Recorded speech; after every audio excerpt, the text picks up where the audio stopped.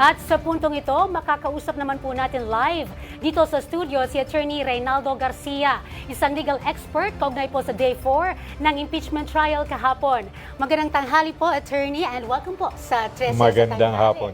Yes. Kahapon nga po, sir, ay nagsimula na itong ika-4 na impeachment trial ng bise. Sa tingin niyo po ba, itong in your legal standpoint, napagtibay po ba ng ikalawang testigo si NBI BARM Regional Director Jeremy Lotok ang Article 4 ng impeachment?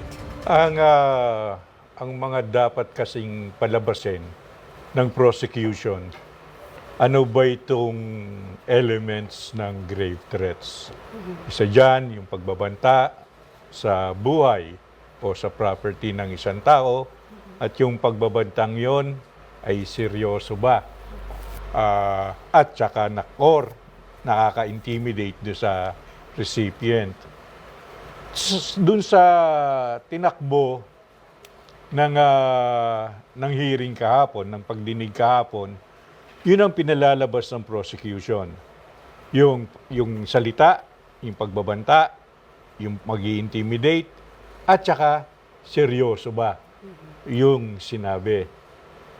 Nadinig naman natin o nakita natin sa video nung palaging paulit-ulit na sinasabing no joke, no joke. Yes. So, pwedeng sabihin natin na seryoso yun.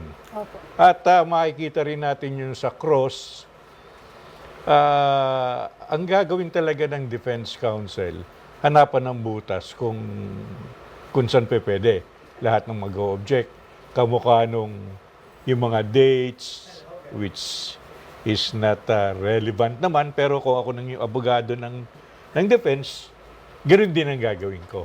Okay. Attorney, nabanggit nyo nga po na kailangan na mapatunayan kung seryoso nga ba itong aligasyon laban sa bise. At according po dito kay NBI Director Lotok, sabi po niya ay seryoso. Serious. At talaga pong may batayan at absolute. Ito po nga pahayag ng bise. Sa tingin niyo po ba ang isang assessment po o pagtatasa ng cybercrime expert na si NBI Lotok ay sapat para masabing may krimen sa pahayag ng bise?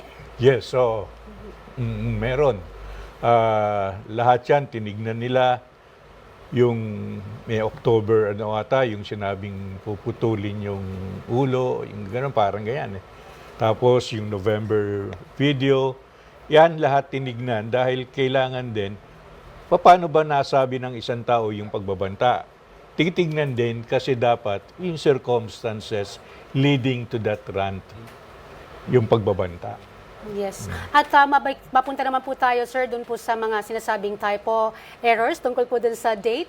Sa tingin niyo po ba ito ay taktika ng depensa dahil sa halip po na pag-usapan yung ebidensya o yung pahayag ng bise ay napunta po dito sa pagtatanong tungkol sa typo errors? Again, kung ako yung defense counsel, kahit na pinakamaliit na maibubutas ko sa prosecution, gagawin ko. Yang sinasabing typo, gagawin ko yan. Titignan ko, mag-o-object ako. At medyo masyadong maraming jargon words kahapon. Yes. Sir, katulad po nung word na prima facie. At para po sa ating mga televiewers, para po sa kanilang kaalaman, ano po bang ibig sabihin nitong prima facie? Ang English translation yan is at first glance. Kung sa unang tingin mo, yun ang tinatawag na prima facie. Kaya sa law, pag nakitang yung final mong kaso, titignan yan. Pagtapos, pag nakita, sinasabi, may prima facie evidence tayo. At first glance, kita mo na kagad. Can we consider, sir, yung pong video ni VP Sara as a prima facie evidence? More than that. Tingin ko. Hindi lang prima facie. At ngayon nga po, sir, sa ikalimang araw ng impeachment trial, ano po bang dapat na abangan ng ating mga televiewers, lalo na po anytime may isasalang itong si NBI Director Melvin Matibag? Ganun pa din. Ipoprove nila yung elements ng grave threats, yun namang defense.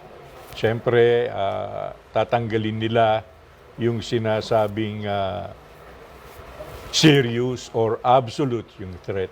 Gusto nilang yun ang palabasin.